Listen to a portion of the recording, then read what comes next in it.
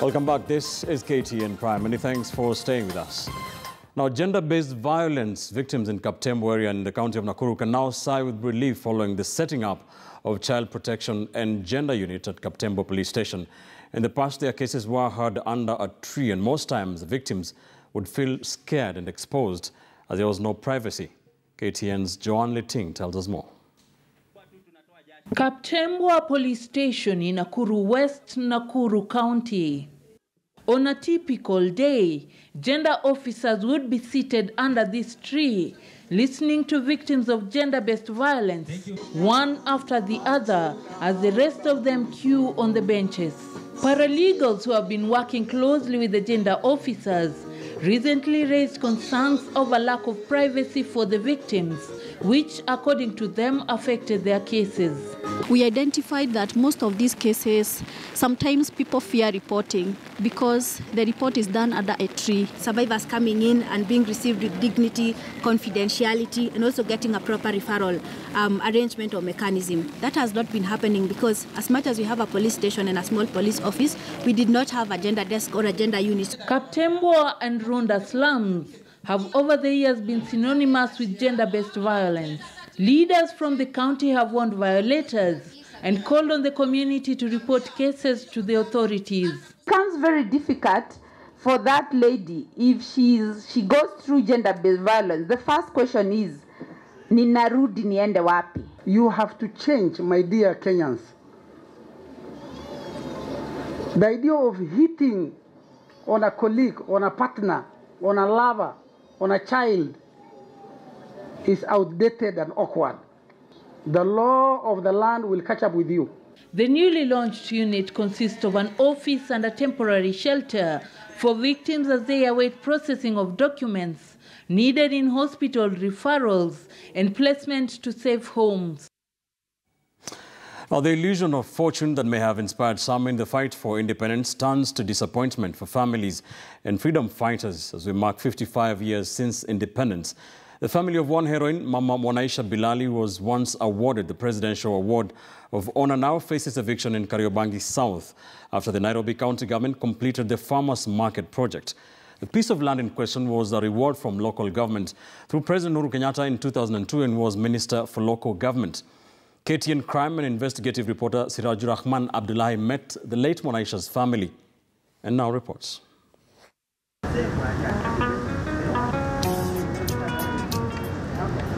Nairobi, Kenya, the city's streets, avenues and roads are named after individuals who contributed in different ways to Kenya's growth and well-being, mainly the fight for independence.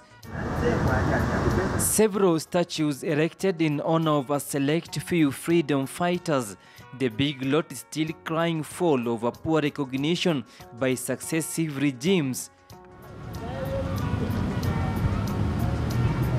One such family being that of the late Mwanaisha Teplilei from Pumwani, Majengo. Mwanaisha played a significant role in the struggle for independence. Major independence war strategies were planned in her house. She later turned her small house into an armory where guns were hidden in a hole she had dug in the middle of the room. The guns would later be handed over to the freedom fighters in the forest. In the course of all these activities, Mwanaisha went unnoticed by colonialists who believed that her being Kalenjin, she will be the last person expected to associate with the Mau Mau, a Kikuyu-dominated resistance movement. Before passing away in September 2009, Mwanaisha had been evicted several times in various estates in Nairobi. President Uhuru Kenyatta, then Minister for Local Government, allocated her a piece of land in KCC village in Kariobangi. The land is now at the center of a tussle between the county government and the late Mwanaisha's grandchildren.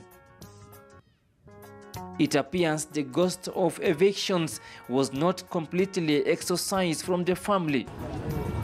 Here is the story of Unwanted Heroine. I am Sirajur Rahman Abdullahi.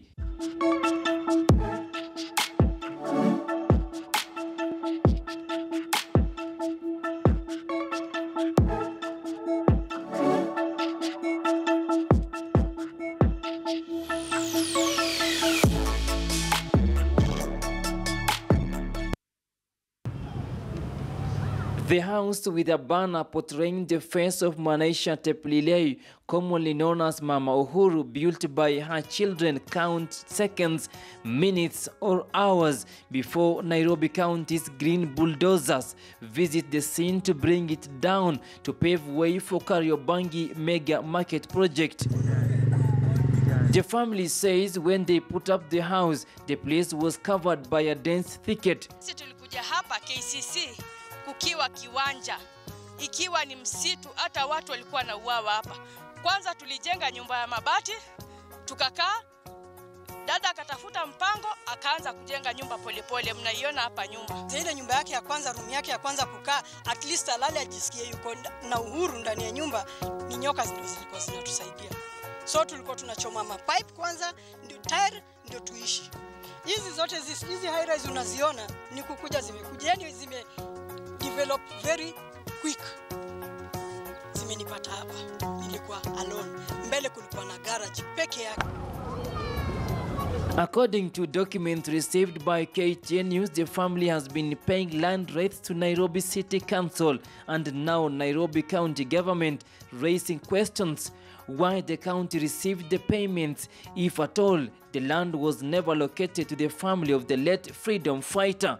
Tuko na karatasi zote za zile zinalipiwa, hata za rates tunalipa. Ya 126, 127 rates tunalipa. Lakini hizi zingine walikataa kutuonesha. City Hall ukienda hakuna mtu anataka kukusaidia. Mtu anaangalia zile mabarua anasema lakini chini wanarudi wanasema watabomoa. So kila siku tunakaa in fear. Ndio haijabomolewa, lakini we are in fear. Saizi naona perimeter wall inanizunguka.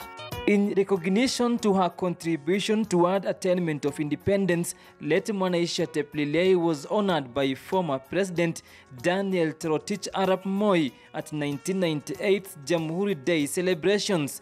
Despite recognitions and honor, Teplilei's family is still not at peace. They face eviction threats daily, and their house has been fenced off by a market perimeter wall. Na Uhuru, of which kwa saizi ni moja tu ndio ambayo tunaiona imesimama hapa, na kila siku ni vitisho kutoka kwa MCA, sijui program manager, wanataka kuivunja. Tunavumilia sababu hatuna cha kujivunia, kwa sababu tunashituliwa kila siku, hata hatulali na amani.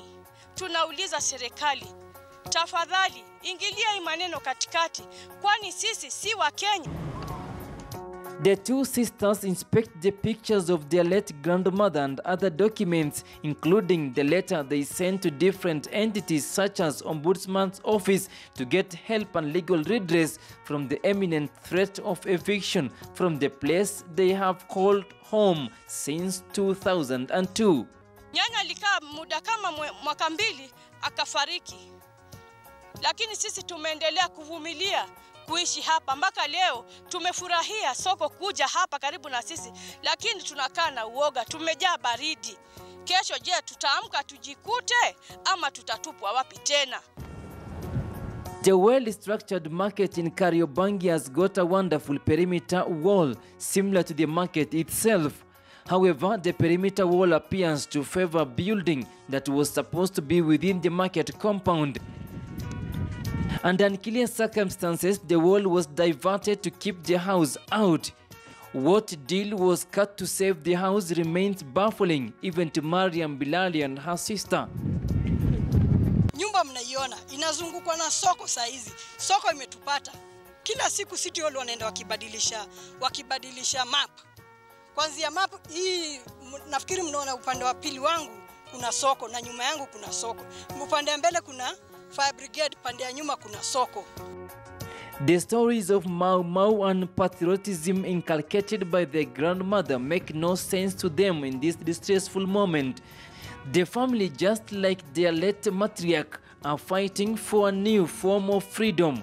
Freedom from the never-ending eviction by city authorities. Mulipata vipi? Ni kama matusi kwetu.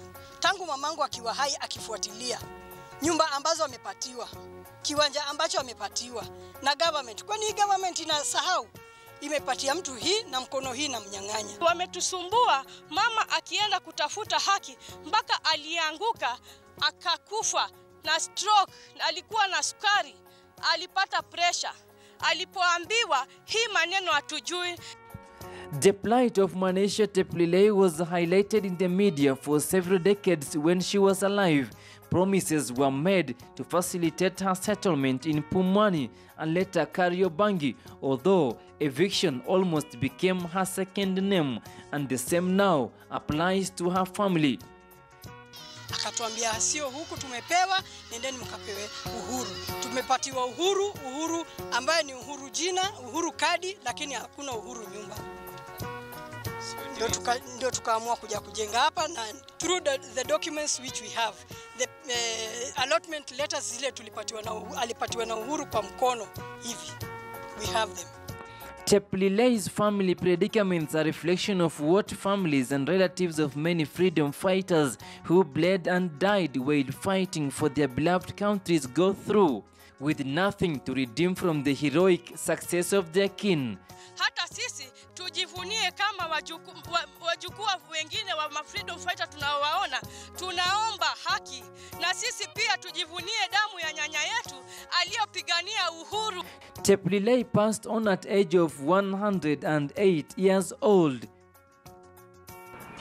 The family of the late freedom fighter Mwanaisha Teplilei is living in fear, not knowing when Nairobi County's green bulldozer will strike. Meanwhile, our efforts to get response from City Hall bore no fruit. Sirajur Rahman Abdullahi, the Unwanted Heroine, KTN News, Nairobi.